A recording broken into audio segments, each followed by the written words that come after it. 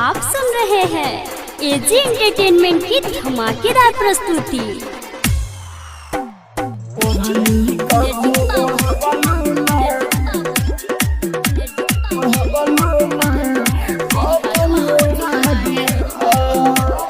Mix by AG recording studio.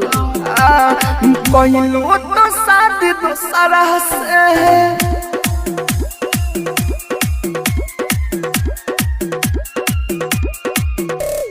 कहलो तो शादी दूसरा से हमके भुला दिया। ओढ़नी कभो ओढ़लू ना कफन ओढ़ा दिया। ओढ़नी कभो ओढ़लू ना कफन ओढ़ा दिया। शादी तो कहलो दूसरा से हमके भुला दिया। ओढ़नी कब ओढ़लू ना कफन ओढ़ा दिया। ओढ़नी कब ओढ़लू ना कफन ओढ़ा दिया। आप सुन रहे हैं एजी एंटरटेनमेंट की धमाकेदार प्रस्तुति।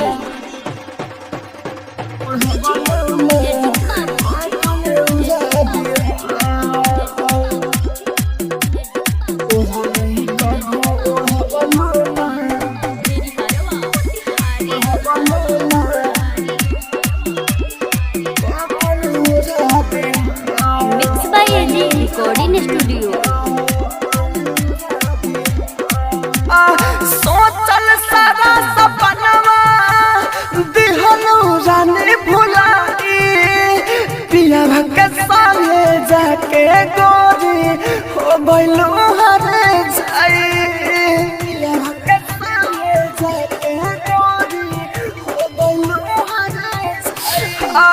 सोचल सारा सपनवा दिहनु रानी भुलाई। पिया के संगे जाके गोरी हो गइलू हरे जाई।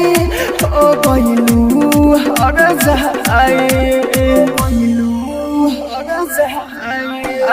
मारे तना जमाना मारे तना जमाना के सच तू बता दिया। ओढ़नी कब ओढ़लू ना अपन ओढ़ा दिया। ओढ़नी कब ओढ़लू ना अपन ओढ़ा दिया।